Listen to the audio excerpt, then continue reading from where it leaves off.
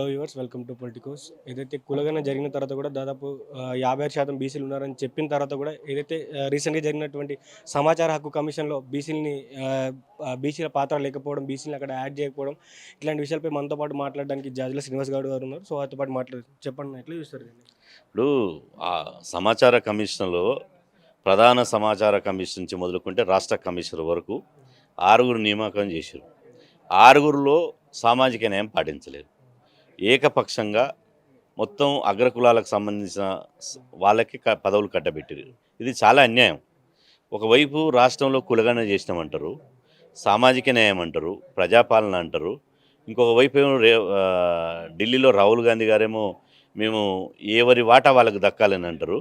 కానీ మాటల్లో ఉన్నటువంటి సామాజిక న్యాయం చేతల్లో ఎందుకు లేదు? ఎందుకు అమలు చేస్తలేరు? 6 ఉంటే 4 అగ్రకులాలు, ఒక ఎస్సీ, ఒక మైనార్టీ.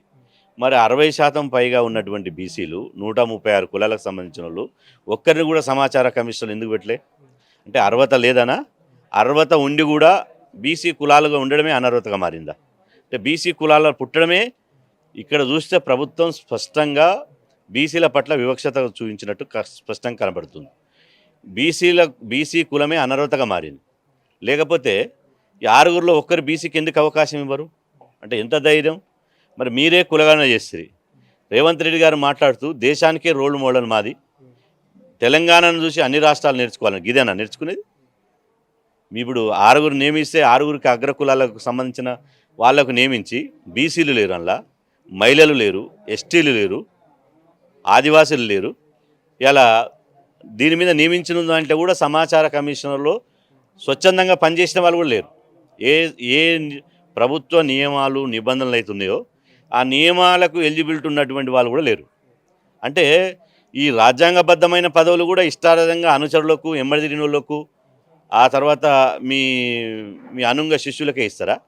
కనీసం ఒక సామాజిక న్యాయం, ఆ తర్వాత రాజ్యాంగం ఏం చెప్తుంది, చట్టం ఏం చెప్తుందని కూడా చూసుకోవద్దా? కాబట్టి దీన్ని మేము తీవ్రంగా వ్యతిరేకిస్తున్నాం. మేము ఖచ్చితంగా ఇప్పటికైనా కూడా రేవంత్ రెడ్డి గారి కాంగ్రెస్ ప్రభుత్వాన్ని మేము 48 గంటల డెడ్లైన్ విధిస్తున్నాం. మీరు ఇప్పటికైనా జరిగినటువంటి తప్పును సరిదిద్దుకోవాలి. ఇంకా 3 అవకాశం ఉంది, 9 మందికి ఇచ్చే అవకాశం ఉంది. కాబట్టి 9లో బీసీలకు ఇవ్వాలి, మహిళలకు ఇవ్వాలని చెప్పి డిమాండ్ చేస్తున్నాం. అని ఒక సమాచార హక్కు కమిషన్లోనే కాదు, మిగతా ఏదైతే రాష్ట్ర ప్రభుత్వ శాఖలు ఉన్నాయో దాదాపుగా బీసీలు ఎక్కడ లేరు, ఎక్కడో చిన్న చిన్న పోస్టులలో ఉన్నారు. సో దీనిపై ఏం చెప్తారు ప్రభుత్వానికి? ఇప్పుడు రాష్ట్ర ప్రభుత్వము కార్పొరేషన్ చైర్మన్లు కానీ, నామినేటెడ్ పోస్టులు కానీ, యూనివర్సిటీ వైస్ ఛాన్సలర్ పోస్టులు కానీ ఏవి కూడా సామాజిక న్యాయం పాటించలేదు. యూనివర్సిటీ వైస్ ఛాన్సలర్లో బీసీలకు 4 ఇస్తామన్నారు, కానీ 3 ఇచ్చారు. ఆ 3 చిన్న చిన్న యూనివర్సిటీ వీసీలుగా బీసీలకు ఇచ్చారు, పెద్ద పెద్ద యూనివర్సిటీ వీసీలుగా ఇతర కులాలకు సంబంధించి ఇచ్చారు. మేము ఒక పెద్ద దూరదృష్టితోటి రాహుల్ గాంధీ గారు కులగణన కావాలంటున్నారు, ఎవరి వాట వాళ్ళకి కావాలంటున్నారు. ఇంతకుముందు కులగణన లెక్కలు లేవు కాబట్టి అన్యాయం చేశారని మేము అనుకున్నాం. ఇప్పుడు కులగణన లెక్కలు వచ్చినాయి కదా, మీ దగ్గరనే డేటా ఉంది కదా, మరి కులగణన లెక్కలు వచ్చి మీరే బహిర్గతం చేశారు కదా, అధికారికంగా వెల్లడించారు కదా. బీసీలు 56% పైన ఉన్నారని అన్నారు. మరి 56% పదవులు ఇవ్వాలి కదా. కులగణన చేసి నెత్తెల కొట్టుకోవడానిక? కులగణన ఏమిటి చేశారు? కులగణన ప్రకారం మా వాటా మాకు ఇవ్వాలి కదా. ఇవాళ 42% రిజర్వేషన్లు కావాలని మీరు ఢిల్లీని అడుగుతారు, కానీ ఢిల్లీని అడిగే ముందు మీరు 42% ఇక్కడ అమలు చేయాలి కదా. అమలు చేయకుండా ఎట్లా అన్యాయం చేస్తారు సమాచార కమిషన్లో? ఎవరు అడగటోళ్ళు లేరనా, లేకపోతే మీ ఇష్టరాజ్యం అనుకుంటారా? ఇవన్నీ నడవై తెలంగాణలో.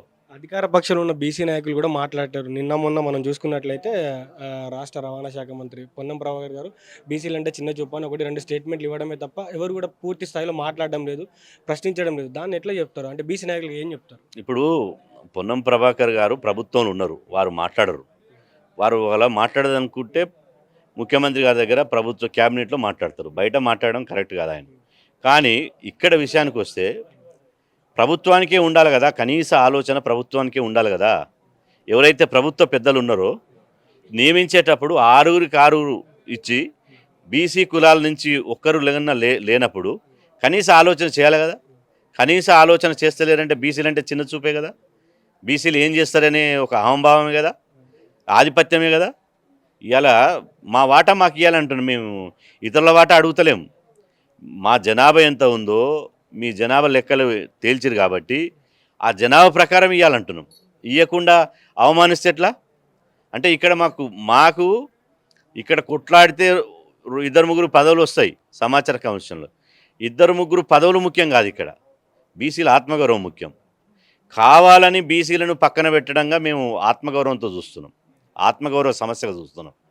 ఇలా ఈ బీసీ కులాల్లో పుట్టినందుకే సమాచార కమిషన్లు అనర్హులుగా మారిరా అని ఆలోచన చేస్తున్నారు బీసీలంతా.